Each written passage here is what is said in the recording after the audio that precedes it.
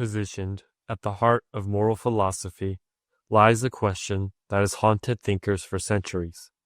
Can facts alone tell us how we ought to live? This question of the is-ought gap, a subtle yet seismic division between what is and what should be. From ancient debates to modern ethical dilemmas, it forces us to confront a terrifying possibility. Even with perfect knowledge of the world, morality might remain beyond our grasp. Imagine you are a philosopher in the 18th century Scotland. You spent years observing human behavior, politics, and society. You meticulously catalog every action, every cause and effect. And yet, when you try to derive moral rules from these facts, you find yourself hitting a wall. This was David Hume's discovery. No amount of observation about the world could automatically tell you what people ought to do. Facts, he argued, are silent on morality, and this realization sent shockwaves throughout philosophy. Hume's insight challenged centuries of assumptions. For millennium, moral reasoning had often assumed that understanding the world would guide human action, that knowing what is would naturally reveal what should be.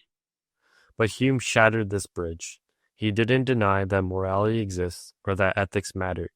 He merely pointed out a logical gap. There is no necessary step from description to prescription. So here's the problem. We live in a world full of facts. Science tells us what happens if we pollute rivers. Statistics tells us which policies reduce poverty. Psychology tells us what behaviors produce happiness. Yet none of these facts tell us what we ought to do. Should we care about reducing pollution because it improves survival rates? Or because it aligns with some deeper moral principles? Facts inform, but they do not command. And this is the is-ought gap, the tension between knowledge and action, observation and obligation. Hume's observation has been developed in countless ways. Some philosophers like Kant argued that reason itself could generate moral oughts, independent of empirical facts. A law written not in the world, but in the structure of rationality.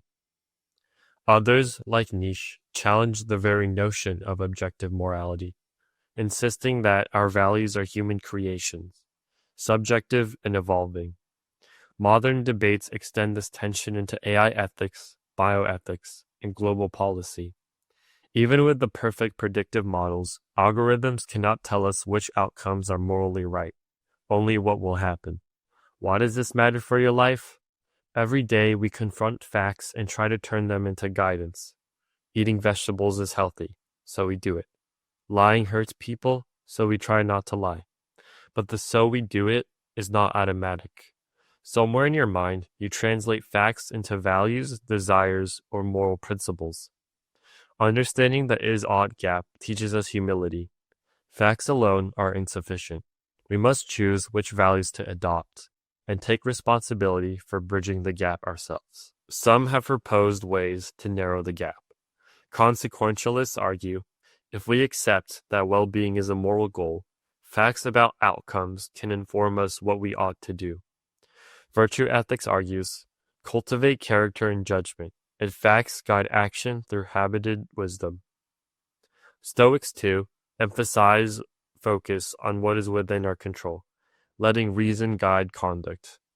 Yet, all of these approaches still require a foundational choice about what matters. The moral standing point cannot come from facts alone.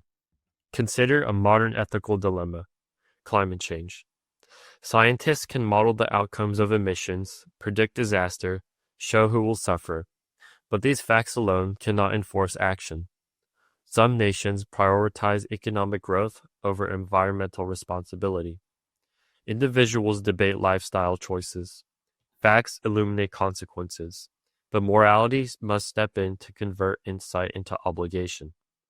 Without bridging the is-ought gap, knowledge can paralyze as much as it empowers. The is-ought gap is not a problem to solve, in the same way a math equation is solved. It is a reminder. Human beings cannot escape responsibility. Facts help us, but they do not dictate morality. Philosophical reflection, critical reasoning, empathy, and deliberation are required to navigate this divide. And even then, disagreement is inevitable, because moral judgment is never fully reducible to observable reality. So what should you do? First, recognize the limits of facts. Then ask yourself, what do you value?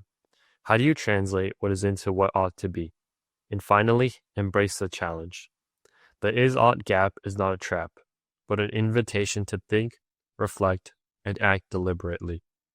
In a world overflowing with information, the courage to choose what matters may be the most important skill of all.